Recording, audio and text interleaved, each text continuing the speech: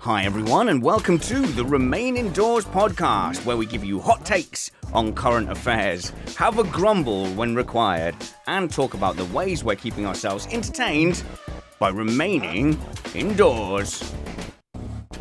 Hello everyone, welcome to the Remain Indoors podcast, part of the Spanners Ready Media podcasting network.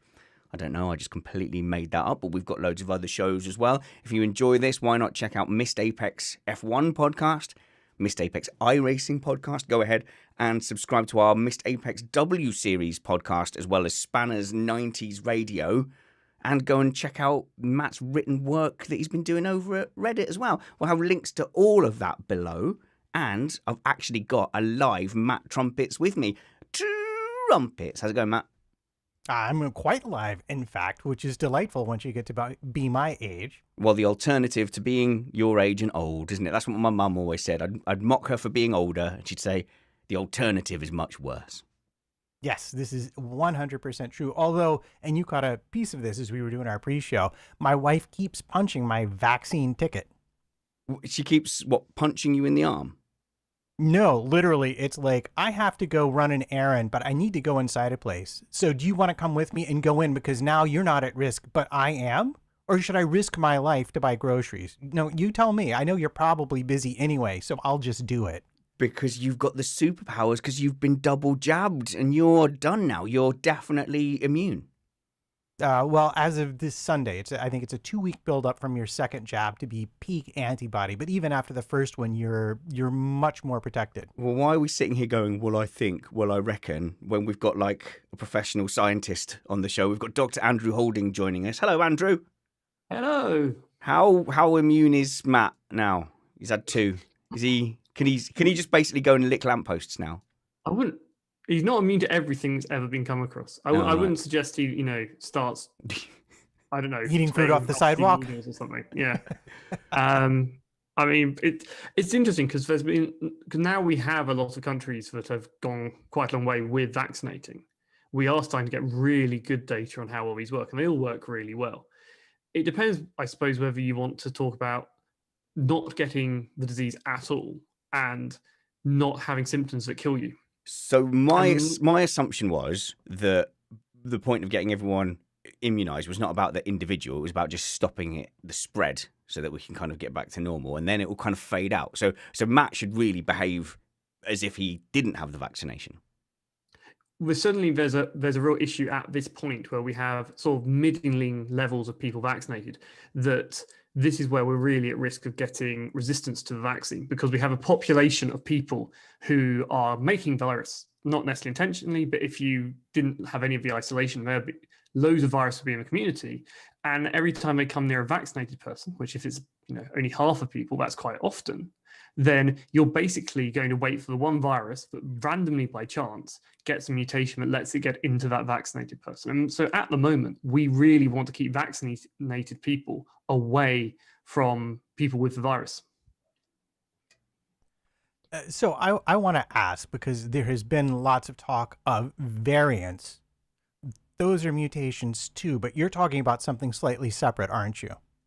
Yes and no. So we don't know what those variants necessarily do. Like, some of them have been more researched than others, but just when one amino acid in the protein that is involved in a certain part of a virus, and if all those words are scary, it's fine, just one bit, building block of the code changes, that can have many different effects. And what I'm really concerned about here is not necessarily that the change happens for a reason. So the ones we have seen change virulence or infectivity, or how fast it grows into, how well it binds the virus to a cell. But we can get these sort of neutral mutations, and this happens in evolution all the time. Neutral things have no penalty. They're not selected for or against, which is why men have nipples. What happens though is when there's suddenly a challenge to that population, that may then become selected for. And if it's a bad thing to be selected for us, that's bad.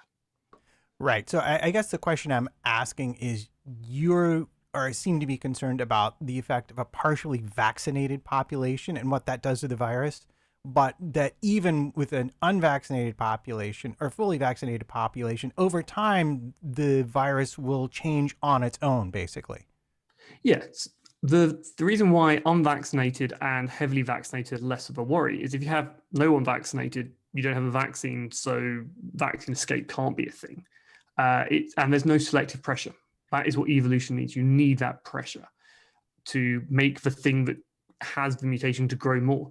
If you have a really highly vaccinated population, we have this thing that gets called herd immunity. I quite like the phrase community immunity, which is sometimes used because it makes it sound a little bit more friendly, less like sheep. Or zombies. Then you can't get enough virus growing. So the one person has it, everyone's resistant around it. So the virus dies out. And that's how we get rid of something like smallpox. Because if the virus doesn't have a population to grow in, you can't get those random changes that evolution needs. So you need growth and you need selectivity to get evolution. And at the ends of the spectrum, we don't have that. It's right in the middle, we have the challenge. Stuart Neal in our live chat says, the virus has nipples? No, Stuart, you've deliberately misunderstood. But that does give me a chance to say hello to our live chat room. Mike Stoner said, Tash, that's right. This is the most facial hair I've ever grown, and it's still a pathetic amount. More on that later. And we have got Kaylee, who says she's also had the AstraZeneca jab as well. So there's more and more people getting the jab and feeling happy and positive about it. I am going to go down a little bit of a COVID rant. There's a couple of things I'm a little bit unhappy about, but this isn't a COVID show. We've got lots of stuff to talk about. I want to talk about Mars. I want to give you a situation, kind of like a whose fault is it, but the game is great parents or terrible parents. So my kids have developed some habits, and it's either because I'm an amazing parent or because I'm a terrible, neglectful parent. But let's stay on COVID for a little while. Firstly, I found it very amusing, Dr. Holding, that you had a history professor, presumably a very smart guy, but you were debating him on Twitter. It must get very frustrating for you. Your bio says what you do for a living. You're a scientist in biology. That's my WhatsApp, so that's my fault. Don't worry, Matt. It's my fault. My dudung. I'll see who it was later. It's probably someone incredibly famous. But so that person can have their opinion. They're entitled to argue broad points with you. But once you started debating blow for blow, point for point, you were telling him very specific points, which he was then going, nah, I reckon not. And also he'd be then throwing things at you that you, as a tradesman in biology, could easily debunk. It must be very frustrating. And it was a bizarre conversation to see unfold on Twitter. Yeah, I mean, usually I pick, who I'm going to respond to. And that, because the person was an academic, I thought it was a genuine discussion. And it was a reply to me being quote tweeted telling me I was wrong, right. Which people are allowed to do. And I went, no, well, actually, I think you're mistaken, because they said they had read this and therefore resistance to vaccines doesn't happen like it does to antibiotics. And the reason I mentioned antibiotics is that's what my PhD's on. So it's not like it was a random thing to bring up. And I now often deal with resistance to cancer therapy. So resistance and evolution is something I deal with. It's in your ballpark. And yeah. And viruses are different, but I work with viruses too. I generally use them actually as a tool in the lab. I will make a virus to edit a gene under very careful guidance, because obviously that's a movie waiting to happen. And our viruses are rubbish, just to be clear. They're not going to infect anyone. They might make you glow green. But he had his opinion that the number of mutations you needed for vaccine escape was too many to happen by chance. And this is why neutral evolution is a key point you have to explain. And also it seems a bit odd when we actually can already seeing some vaccine escape with some of these variants. We're losing that, inability to infect someone and just getting the ability to prevent significant symptoms, which is still fantastic. And I think we should remember we were originally just hoping for a vaccine that would stop significant symptoms. We've actually done much better than anyone anticipated. So it was an odd debate. And then he did the classic thing, and this was where it got disingenuous, was he linked to a PubMed article going, but everyone knows I'm right, you're wrong. And I antagonized him by saying, but if you read the article, you'd realize it agrees with me. And that even, well, you think you're the expert. It's like, but the problem was the article he linked, the title said exactly what he was claiming. The conclusion, if you read it, said, for most vaccines, they've done really well. Polio vaccine still works really well. We don't know so much about smallpox because it's gone, but the measles vaccine, some of these things are real successes, and we're not seeing escape.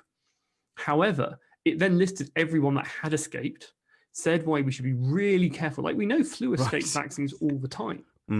And, though the reasons why flu escape actually don't apply to COVID, fortunately, but the next paper in the list, if you Googled, actually PubMed searched for vaccine resistance, was the same authors saying why we should be really worried about vaccine escape and COVID and why there is this particular risk. And, it wasn't alarmist. It was a sensible article. So this is like, to me, it's about the broader way we all debate now. And I will very rarely point to a study, and I will get my heckles up if someone says, "Oh, but a study says," because I'm pretty sure no one who has ever thrown a study out as a thing in a Twitter debate, 99% of the time, that person has never read an academic study. And I have attempted to read academic studies for things that I've been really interested in. Sometimes they're behind a paywall because they're for professionals. So that again, it reduces the credibility of someone saying, I read a study, because you didn't. So the only thing I will really do now is read summaries and write-ups of studies from people I trust. And then I throw my hands up, and I've got certain scientists I will go to for specifically, like Stephen Novella and his, I've forgotten what his blog is called now, Science-Based Medicine. I'll just flat out ask you sometimes if I've got any doubts about stuff. But why, Matt, people seem to think that they can just use academia way outside of their knowledge base as a way to win Twitter points. Like, you can imagine they do it in the pub as well. It's just turned social media, it's just a nightmare. Well, there was actually a paper that got discussed in the New York Times, and Right. now I'm sad because I remember this Twitter exchange, a whole article about be very afraid, the new variants will ruin everything, we're all going to die. And then someone, a doctor at Yale in emergent diseases, who had been asked to comment on this paper, pointed out that not only was this not even a preprint paper, it was not a published paper, it was a paper that had been sent around for people to look at with track changes still activated. And they'd written a whole article on it like it was a definitive conclusion and not a work in progress. And he was somewhat frustrated by that. And I think, the access to these papers is great. But if I'm trying to argue with you, it's very easy for me to throw up a paper and assume that you're not going to be able to dig through the dense language, because if I'm being honest, a lot of people either don't have the time or the patience or the training to even get the first level of understanding out of it. Never mind, I can understand the math and all the other things that went into it. LG says, wait, is Spanner saying that bro science doesn't have any legitimacy? His brackets, I read this phrase once. So I like the term bro science. Can we just say to people flat out, like, how easily can we just call people out when they start quoting studies and papers and stuff and just go, dude, no, don't do that. You're not a science. You're like me. We're the same. This was frustrating because this person should know better. Their field was the Ottoman Empire. If I just randomly linked to a paper in the Ottoman Empire and said I got it, I don't think they would have ever taken me seriously. Yeah. The other thing was the paper they linked to was actually a review article. So these are these articles where a scientist goes through other papers and writes them up for scientists. Right. But it was an open access one, so anyone could read it, which is great. And we should probably talk about the wonderful thing about open access and making research available for all, because it shouldn't just be for scientists. And the other thing about it was actually really well written. I think someone with an A-level in biology probably could cope with it. It wasn't trying to be particularly complicated. It wasn't trying to make a deep point. It was a sort of a gentle background to it. It's the kind of thing I'd give a student to read. So he actually just needed to scroll right down. He just did this really big sin as far as I can work out, which is you look for the title that makes your argument, you paste it, and you hope the other person doesn't read it. The trouble is you don't do that to someone who actually works in the field and is interested in the topic, because actually I read it because I need to know if I'm mistaken. And the answer was, I'm not mistaken. I still don't think we need to panic about variants, but I do think we need to get the political requirements, the economic requirements, and the science requirements in the right place. And in the UK, I would say too often we've done things like open up early because some backbenchers who have property they want their rates on are really pushing for it, not because it will give the best outcome in the next 12 months. Put a pin in that. Just put a pin in that for a second. But yeah, the scary thing for me with you arguing with that academic who you're right should absolutely know better and must have had those arguments where he was the Andrew against other people. I'm sure the Ottoman Empire isn't as big a talking point as COVID right now, but it might be one day. So the disappointing thing for me is that he seems to have been arguing along different battle lines. It wasn't an academic fighting against someone like with Dunning-Kruger effect, if you like. It was someone arguing along the political tribal lines of social media. So he had been funneled into a certain line of thinking about COVID, and like people have been siphoned off into these Facebook niches where somebody who is anti-COVID is also now anti-vax, also seems to be anti-immigration. They share this whole line of politics where we've kind of divided realities as society. And that academic who's been probably sidelined, I'm guessing, into that alternate tribal reality up against another academic falls back on terrible arguing that he knows better than, because the pull of his tribe is stronger than being a learned member of society. That's what's sad for me. But anyway, you were talking about opening up too early. That's one of the things that I'm actually really angry about. Like, I know everyone's desperate to get back on a roadmap. They've made a huge error in my mind by announcing this date of June 21st or something like that in the UK. And everyone under 28 is going like mental and saying like, we're going to hit the clubs, we're going to do this. Firstly, that night in A&E is going to be absolute pandemonium. We are going to put massive strain on the NHS by declaring like an opening freedom night. People are just going to be, people are going to be walking into streets. People are going to be giving themselves alcohol poisoning. That night is going to be a nightmare. Lock your doors, remain indoors, I think, on that club night. And then the other thing is opening schools. And anyone listening to this, I've made no secret of how I feel. I was devastated when we opened the schools back up, and then infection rates soared. Things started to close and settle down over Christmas. They opened it up for one day. That broke my heart, by the way. I can't remember if I ranted about that on here. The fact that some kids went back to school for one day to spread and mingle and then come back for the lockdown, that, like, it physically hurt my soul. The heartache to think of the extra deaths caused by that action physically hurt me. I don't think that's an issue of bias or whatever. I stand by that. Now we're going to go back to schools on March the 8th.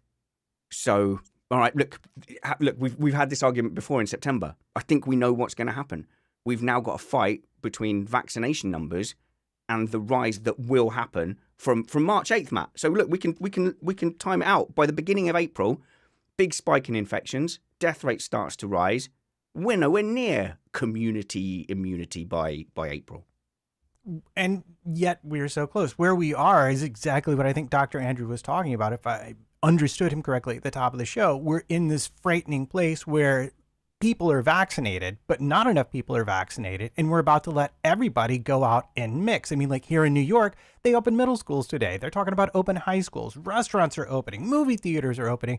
And I'm sitting here, I saw on Twitter yesterday, which I know is, every statistic on Twitter is automatically correct. But yes, it was in a study. Someone had posted a list and said that New York right now is number 6 on the list of deaths per million, like with 367. And it just seems like to me that while you're in the midst of vaccinating your population, but you haven't vaccinated 65 or 70% of them yet, is the worst possible time to assume everything's going to be okay and let people go bonkers. Yeah, so it's not only the fact that we've seen it happen before. So it's to me, there's barely any doubt that opening the schools now is going to lead to a rise in infections. But I think you alluded to earlier, we're especially vulnerable now that we've got the mix of vaccinated and unvaccinated. And I'm just, but just tell me I'm wrong. Give me some hope. Well, I can be wrong. And that's the thing, which is, we understand evolution, but it's a random process. You can set it up to work against you, and it will. It doesn't mean resistance will occur. But I don't see the point when we know, like, evolution defines most of biology. We get it. Why now are we why are we risking this? It's not necessary. And it really bugged me when some MPs turned around and said, oh, we can never have predicted these variants would occur. We've known that evolution happened. We knew these variants were going to occur. We couldn't predict when, we couldn't predict how badly, but that doesn't mean you test, like, you don't roll the dice when you don't have to. Yeah, you might not be wrong, but we might get lucky, basically, is what you're saying. Yes. Yeah. I don't know. We're so close. We're so close. The solution is there. And that's why I was having that wasn't actually my main rant. like I assumed that people who know me would have, when the announcements were made, would have easily predicted what I was going to say. And I always want to be wrong about these things. So I hope we get to July and somebody gets to say a big "told you so" to me, and that I was too cautious, and I'll take it. I don't care. I don't mind that. The thing I was really upset about was we had a call with a family member, and we've got quite a bit of family in the northeast of England, and we were talking about compliance to the lockdown rates. So I've long compared following the COVID rules to littering. You know, everyone thinks their one piece of litter maybe isn't going to make a difference. But if enough people are careless about it, as we have seen on the beaches this summer, you get really mucky beaches. And it feels like every person we know, every person we are close friends with, I think, has followed the COVID restrictions. So I would say all my friends follow COVID restrictions. And if they have been disregarding them, then I was just wrong about them being my friend, because I think friends look after friends. And the way to look after all our friends in a global pandemic is to follow these distancing rules and take it on the chin and sacrifice. And I think it has been a sacrifice to follow all those rules strictly. There's been loads of temptation to not follow those rules, to just have someone over, to just make this thing easier. But the more people who have made the hard decisions to follow those lockdown restrictions, the better off we've been in society. So to find out from our family member, but that everybody they know in Sheffield, and I'm not picking on Sheffield, it just happened to be the case there, they said, we don't know anyone who's sticking to the lockdown restrictions. We've had people over. We've had people going over to them. It's just, it's just little things. And that's what they're saying. They go, we're not having a big rave. We've just gone to our mate's house. We've just had a small gathering. We've just had someone over to help look after the kids. A different person, not within a bubble. And that's my rant, is basically people have been so casual about breaking and flaunting the rules. I think it's easy to get locked into a small echo chamber where you think everybody has been in a lockdown having these restrictions. And I feel like a mug, and I feel really, really angry at people who haven't bothered. That's my rant, Matt. I don't know if I'm not trying to be preachy, because yeah, go on. It's a team thing, isn't it? Yeah. You want everyone on the team to work with you. But we've all been in the job where someone's not a team player. We've all been in the environment. And I think certainly in the UK, it became very clear when we had the whole site tests at castles and all the other scenarios that the lockdown rules were a guidance, not rules. And they didn't apply to some people. That's the message the government sent. I know the police don't agree with that, but that's the message they sent. So fundamentally, I think you've got to look at it. We've done really well that we've brought the cases down. We haven't had as big a disaster we could have, and people have followed the rules enough to achieve that. It's frustrating when we know that because of the way the messaging has been sent from the government, that different people have decided how much those rules apply to them. And I'm one of those people who gets very angry when people think rules apply less to them than someone else. But we have managed to bring it down. And I think that's what we right now should be really grateful, is we have made it work, and we are saving lives. And if you're the person staying at home, you've done that. And I think there is a need to celebrate what we've succeeded rather than throwing your hands up in the air and giving up on the whole thing, because that would be even bigger disaster. Maybe. But I still feel, and please, you can talk me round on this, I feel like the people who just disregarded it and as a matter of course, I know there's lots of extenuating circumstances, but as a matter of course, we're like, it's fine. It's only my one piece of litter. I don't know how up for being friends with them I am. Like, if I know that I've got a close friend and I find out that they, all the way through this, have just been doing whatever, it's going to put me off them as a person. And that's how I feel right now, because I feel very angry. I guess maybe I underestimated the extent to which it was happening within other bubbles and other echo chambers. So that it just hurt me. And I'm reeling from that a little bit. And then I've seen more and more incidences when I've had to stop at a petrol station or done groceries. More and more incidences now of people just blatantly walking in without face coverings. And you can say medical reasons, but I'm just saying there's more and more. I don't think they all do have medical reasons. And I had a bit of a confrontation in a Tesco's garage/shop, because this one guy, he goes to the counter, no mask at all, no social distancing. I'd been annoyed with him earlier in the shop. And the lady at the counter said, oh, you know you're supposed to wear a mask in here. So this is his chance to go, I have a medical exemption, etc., no foul. But he didn't. He went, oh, really? Are you? Oh, and acted surprised. No one is surprised a year into a global pandemic that you're supposed to wear face coverings. And I just, like, I was like, dude. And he was like, oh, sorry. And tried to, like, style it out. So I asked them, I said, why are we not enforcing this? And she went, well, they've already put petrol in. So what can I do? Kick him out until he has a face covering. And I don't know. He said, oh, she tried to come and back him up. Like, oh, maybe he didn't realize. I'm like, no, everybody realized. And I don't know. So there you go. That's me being angry. Sorry, Andrew then Matt. Have you worked in retail though? No. So I have worked in Tesco's. I've worked in WH Smith's. Did it from about 16 till early 20s. The most demoralizing thing is there are quite clear rules. And the one really bugged me was we weren't allowed to give refunds unless you had a receipt, but we could give these things called credit notes, which as far as you're concerned are like gift vouchers. They just said the word credit note, not gift voucher. And what would happen is people would come in with stuff they'd clearly stolen or bought secondhand. And I remember we get people turning up VHS tapes, which were clearly the ones from rental stores, because you probably don't realize they had different boxes than the ones you get on the shelf. They're like I didn't bigger, realize, chunkier box. And so I bought this here, I want my money back. And you go, well, where's your receipt? I don't have one. I'll give you a credit note, then you can spend on anything in WH Smith's, which, is not, it literally sells 90% of the stuff you could ever want. Some point in your life is going to be useful. And they would go, well, what am I going to do with that? And they would kick off. And the trouble is, you then say, try and talk them down, try and calm it down, because that's your job. And then they'll say, can I speak to a manager? So you call the manager, and the manager would always say, oh, on this occasion, we'll just give you the money. And they'd do it. Mm. And the same person would come back in a month later, pull the same stunt, and the management would once again not back you up. So you would get this face full of abuse. But it wasn't in your interest in the end to actually do anything other than go, oh, I have to get the manager to approve it because I'm not allowed to do that. And once you switch it like that, people will be like, oh, we're just going through a routine. I don't need to do the kickoff now.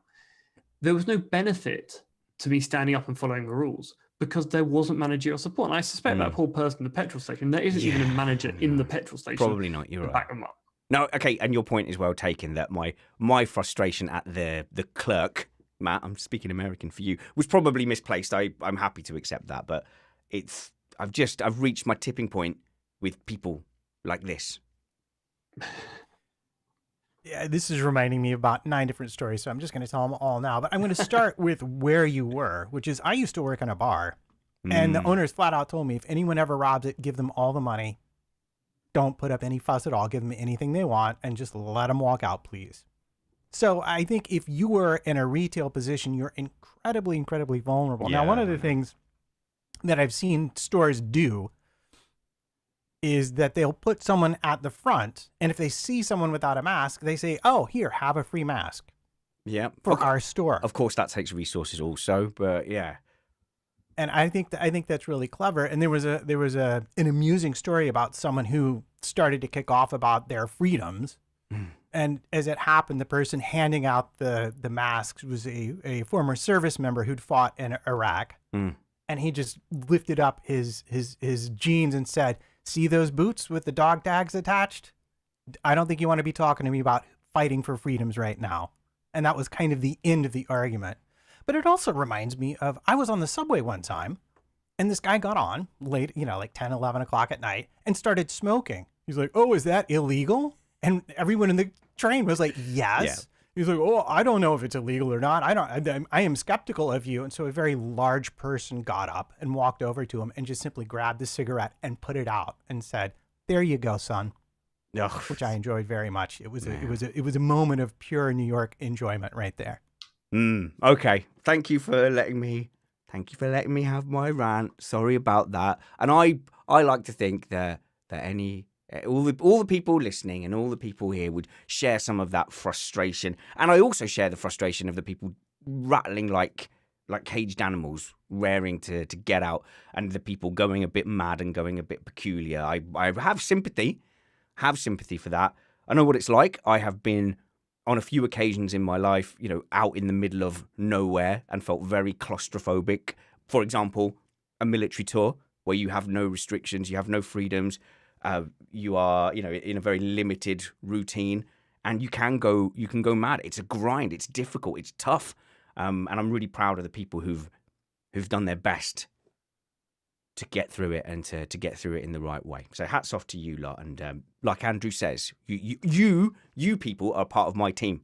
That's the way to put it, Andrew. That is a good way to put it. You people are part of my team. So I'm worried that I've gone a bit peculiar in a few ways. So let's do my good parent or bad parent thing. Right. So this week I've been working on Missed Apex promo, Matt, for the new 2021 season. And I've been working on it like quite hard and trying to study, with the help of some people in our Slack group as well, study marketing. So we're putting time, effort, and money into marketing of Missed Apex. Turns out marketing's hard. Like, it's a proper, like, real job. So I felt like I've had an office job learning a new thing that I don't know anything about, but we're really going for it. And last night it caught up with me a little bit. So Nick kicks me out of the shed. I go in. I'm trying to juggle working and dinner. And Dad, can you want to see this magic trick? No, not really. It's going to be terrible, and you're going to drop all the cards or whatever. So juggling all of that, and then once we'd finished dinner, about 6 o'clock, it really caught up with me. I knew I had an iRacing podcast in the evening to record as well. So I was just like, I just need to lie down on the sofa for a second. Out like a light. And Nicola's not coming in from the shed until 7:15. When I come to at about 7:05. The kids have seen Dad's tired. So my kids are 8 and 10, nearly 9 and 11. They've seen Dad's passed out on the sofa. When I wake up and rub my eyes, they are both next to me, having had a bath and a shower, dressed in pajamas with their reading books out, ready to read to me so I can write in their reading records that they've writ. And this is not my children. My children are the ones you have to yell at constantly normally to go and get themselves ready. But here they are. They've done their whole nighttime routine completely without a word from me. You just think you have to yell at them to get that result. No. But as soon as you remove yourself as a controlling figure, look what happens. Well, this is it. I was removed as a controlling figure. They were essentially on their own in the house. Then, so we did the iRacing podcast. We did our Swarm night. And so I don't finish my activities until 10. Get into the house. Me and the wife, we get trapped into watching Day After Tomorrow, which was on Channel 5, I think, last night. Really, really good film. And most of the effects actually still hold up. It was very enjoyable. And we kind of made an active decision of like, yes, it's late, but we need this time together. We need time to decompress. We've both been working hard. Let's do it. So we watched the film and stayed up late. Neither of us woke up through our alarms. And so homeschooling and everything starts at 9. We wake up at about 7:45. Again, kids are fed, dressed. They've logged into their systems. In the background is my daughter watching the instructional video that she's logged in to find of her teacher. The boy's checked his calendar. He's all good to go. He's got his English set up. And I'm like, right, one or two things is happening. Either we've been fantastic parents to teach them to be independent, or we've been such neglectful parents that they have been absolutely forced to like fend for themselves. And I felt quite bad because like over a 12-hour period, these kids that are bloody useless most of the time with this kind of thing, suddenly they fended for themselves when left without responsible adulting. I mean, you've done better than me. The close I got to it the other day was I was on my sort of desk where I'm working, and I suddenly heard this crashing noise from the bathroom. So I sort of knock on the door and check on my then 8-year-old, now 9-year-old. Are you okay? And she goes, nothing's happened. Like, something's happened. That was a loud crash. Anyway, I go in and walk over to her. And what's happened is she slipped down and caught a toe on the door. And she doesn't realize at this moment, but then she looks down and the whole bottom of the shower is now covered in blood. Oh. And she panics. And she suddenly goes, ah. And I go, you're fine. You'll be fine. Over the door. And she does not believe me. Anyway, she took a good chunk out of one of her toes, but not in a you're going to die way, in a bleeding because of the amount of water way. Anyway, I just put pressure on it. But it's like, maybe next time when Daddy says, are you okay? We can just be honest. You were doing, and the thing was, she'd clearly been doing something stupid and didn't want to admit it. When my daughter was around that age, 7 or 8, she went through a period, as many children do, of being kind of clumsy. Things would crash and break all the time. And she became, the phrase was, it's all right, I'm okay. Because you'd hear a crash and you'd inquire. And so she got to the point where she would say that before you'd even ask. And one day I was in the front of the house and she was in her room and I hear this really big crash. And I hear, it's all right, I'm okay. I'm not okay. What happened? And I went running and she had undone all of the drawers of her dresser and it had begun to tip over on top of her and she was standing there. I was like, okay. I love that. So Good call. Instinctively saying Yeah. I'm fine, and then being trapped. But yeah, I mean, one thing it speaks to the the adaptability of kids. I think they are more capable than we think they are, and even they think they are. So perhaps, Dr. Holdings, psychologically, this is a lesson in being less of a crutch for them, and perhaps in the past we've just if you haven't got any patience, you end up going, don't you, Matt? You end up going, oh, give it here, and doing it for them, and they just rely on that. Yeah, well, not only do they rely on it, but they will go way past needing these sorts of things, but you won't realize it because it stops being an active measure and becomes simply a routine. Now I remind them of this. Now I remind them of that. And then one day you realize that they're 16 and you probably don't have to tell them to brush their teeth before they go to bed anymore. Apparently, I do. Oh, dear. Really? They've got worse again. It is. I really do believe the strategy of parenting of just doing as little for them as possible. I think it is the earlier they learn to be self-motivated, able to do things for themselves. One, it's less stressful for you, but also it just means they have that independence. Which, if they learned, like let's say your kids with schoolwork, if they're doing the schoolwork for themselves, if they've cracked that by 12. They'll go through secondary school fine. If you're nagging them the whole way up to 18 and they do go off to university, that's it. They won't. They'll crash the first week because they go, "What? Mm. I meant to do this," and it's that hands-off parenting is less stressful for you, better for their development, and everyone's happier. The thing I'm struggling with is I don't like being hands-off, and I watch them not doing what they're meant to do because I swear one of my children would go for 4 days without a shower unless I suggested it. It just bugs me. No, I've got a kid who would juggle chainsaws if I left unattended. You know, he would find a leaf and go, that's a long leaf, and then he would cut it with tweezers, and then before you know it, he'd have a chainsaw, and he'd go, ooh, what if I throw one in the air? What if I throw 3 in the air? That's Tree Face, by the way. Gee, I wonder who you're talking about. Yeah, my boy. That is my boy. But it's like he is just. We've always felt like we were on not suicide watch, but you know what I mean. Like he's just like an active danger. High risk. Yeah, he's a high risk kid. But you need to let them make mistakes. And my daughter falling over and putting blood everywhere. I'm sure whatever she's doing, she's probably dancing in the shower. Now she goes, oh, that was that had not an experience I enjoyed. Last time. Yes, so instead of me going, don't muck around, you'll fall over. She now goes, falling over is really bad. Yeah, the problem with Tree Face is like sometimes this activity that you want to make him make his own mistake at will be maybe like 40 foot off the ground somehow. Well, since the age of 3, 4, whenever you're looking for him, you can't just look left and right. You had to look up and down as well to see where he is. So with him, we do need to tell him. All right, what I will try and work on is I will be actively non-active parenting. I'll give that a go. So I'll make it seem like I'm not actively monitoring, but I'll be in the background. I've just got to extend the period of time before I go, oh, come here, give me that, and do that. There we go. Right, let's talk some more science. Well, we've got you here. Oh, my goodness. Whittering on and ranting for 38 minutes. Oh, no, we did get some COVID-y science from you at the beginning, didn't we? Talk to me about Mars, because everyone got super excited about the Mars 3rd rover or whatever going on. But I wondered why there was such a level of fuss, because we've had Mars rovers before, but everyone was talking about it as if it was some great new momentous thing. Well, what have I missed? Why aren't I excited? Because you're boring? No. Wow. The reason why people get excited is it is really, really hard. And I think because we were chatting about Elon Musk last time we were here. Yeah. People go, oh, he's amazing. He's got his rockets going up and down, which are great, whatever. And NASA's SLS has done nothing, their space launch system. But what NASA can do, and this shows how amazing they are, is they have landed now 3 rovers on Mars, which are the size of a Mini. So these are huge things. Oh. I think we all think they're like a big thing, but they keep getting, the first one was small, they've got really big now. And And they did that, and they done it 3 times on the first attempt, remember, where Elon Musk really does learn he admits it, by crashing them into the ground.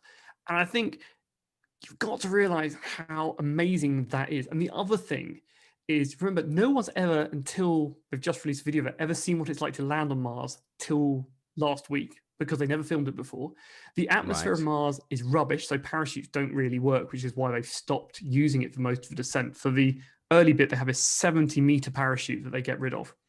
And then they use this absolutely amazing system where the thing, it's called a sky crane, uses rockets to stop itself, hover, and lower the thing onto the ground, which is because if you use parachutes and the air pressure changes, as it does, you just slam into the ground and that's gone.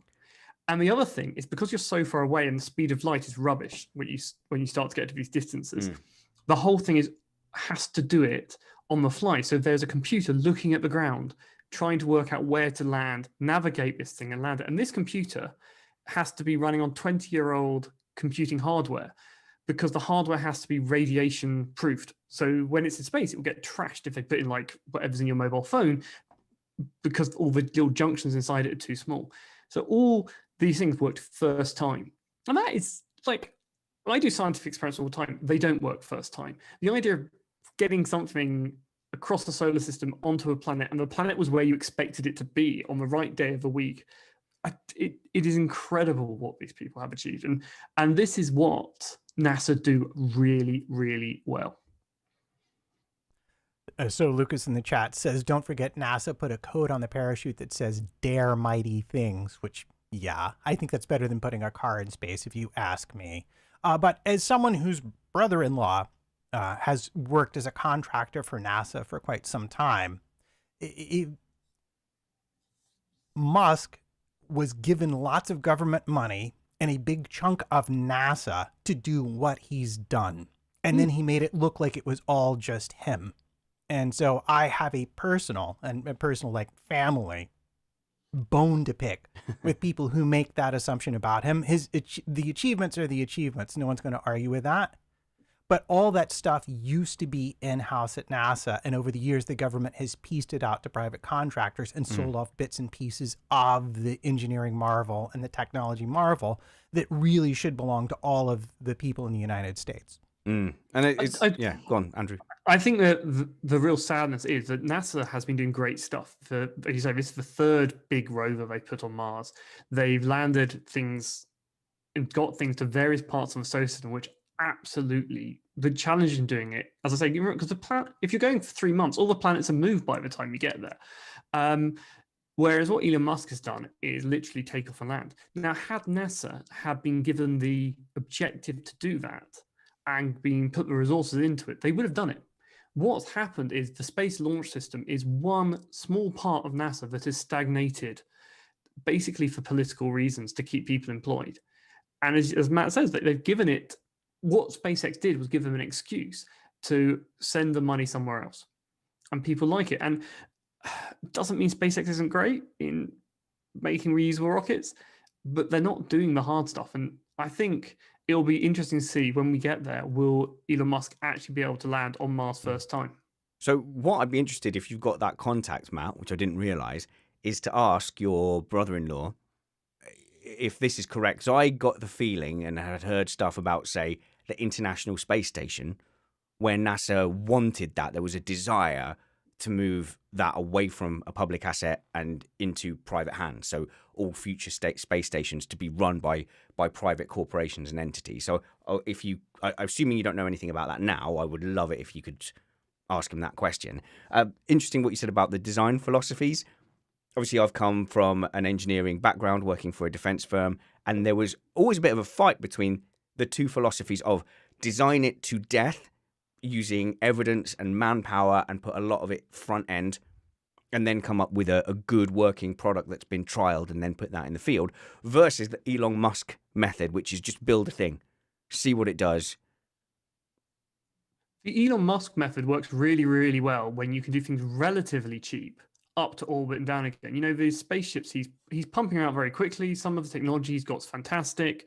You can't do that with a rover that costs billions that you send to Mars. there's a time and a place. The thing which is sad for NASA is because of Apollo 1, because of Challenger, because of these disasters that happened, they have got a remit not to fail.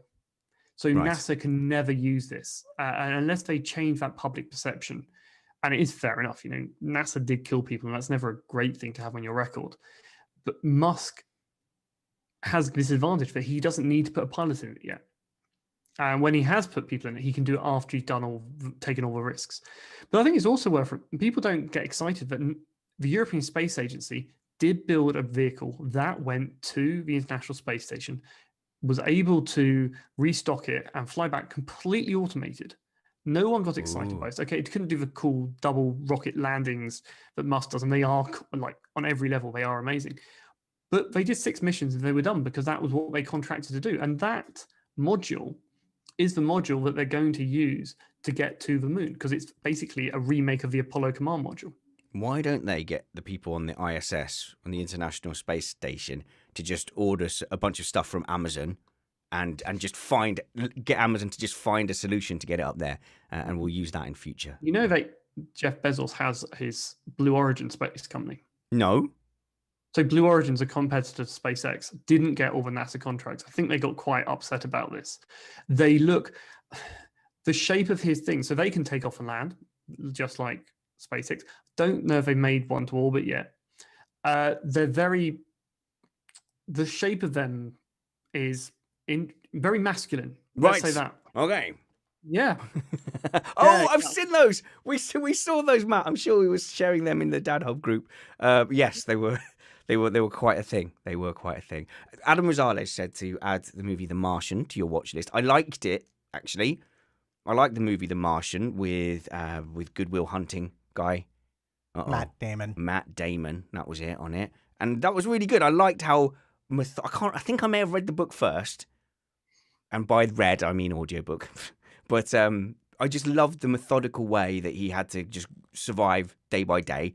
I'm assuming you're familiar with that, Dr. Holding, and he had to grow his potatoes from a Christmas dinner using his own poop and stuff like that. And it didn't seem massively far-fetched. He probably would have got doused in radiation. That would have been a problem. But let's assume that was some kind of future materials that were protecting him from the radiation. I found that all very plausible, and I like that. So presumably, because of this rover, we'll just do that next. That'll be the next thing. The question is, do we need to send people to Mars? The romantic reasons I love. Yeah. Like, I think we should. But we're putting like scientific labs on wheels on Mars doing really, really well. And the great thing about them is they don't complain when they don't come back. Getting a person back is going to be quite hard. As you say, radiation, there's nothing on Earth which is quite as unhospitable as Mars. We can almost mimic it by going to the driest parts of the Antarctic, but you still got oxygen. So an atmosphere. I think we will do it. I think we'll do it though for the romance, not for the actual necessity. And remember, we're trying really hard to make everything sterile we send to Mars in case life is there. So if you send a person there, you can't really sterilize them first, because that is, kind of. I don't care about that though. I don't care about that. I think if there's Martians on there and they can't cope with humans, that's their bad. We won the right by they haven't got rocket ships and we have. So they'll be single cell probably. So I'm not sure they're going to have a conversation with you about this. Well, exactly. You would have just eradicated another form of life, which is easily, because as you say, they couldn't even communicate. Or it comes home with them and wipes out us. Well, there is that. All right, let's put a person on Mars just because it would be cool. I think just to have the feet there would be a historical thing, and it will get us closer to Star Trek.